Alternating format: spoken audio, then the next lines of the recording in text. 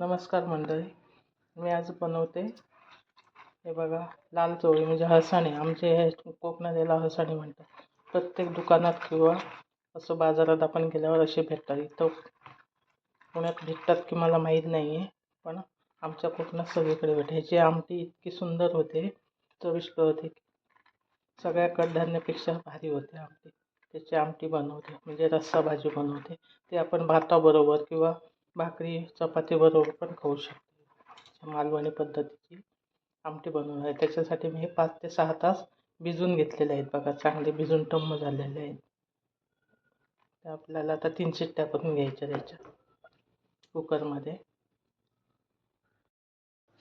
हे बघा आपली लाल चवळी म्हणजे हळसाणे आपले चांगले शिजलेले आहेत. हे बघा आता आपल्याला त्याला आमटी बनवायची.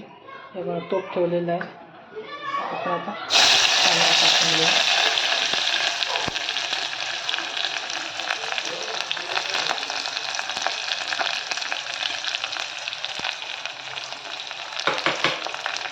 चांगला कांदा परतून घ्यायचा आपल्याला.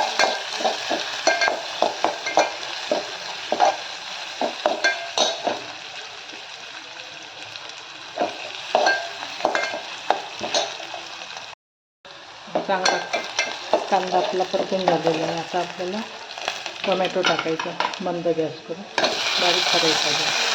आता कांदा गळून जाईल म्हणून आपण आता चांगला कांदा टोमॅटो आणि कांदा मऊ चांगले मसाले टाकायचे.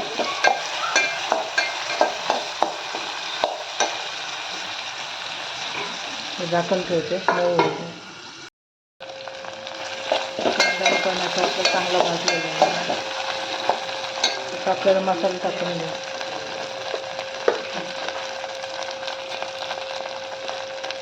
हळद टाकली, मिक्स गरम मसाला, लाल तिखट, मालवणी गरम मसाला.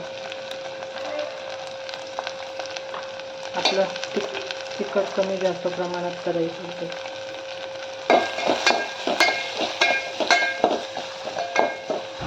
त्यात आपण वाटण टाकायचं. कांदा खोबऱ्याचं वाटण टाकतो.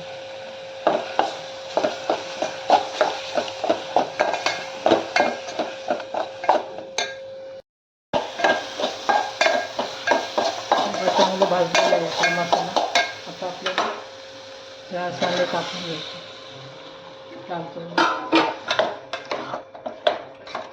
घट्ट पातळ आपल्या आवडीनुसार बनवायचं. जास्त घट्ट आहे.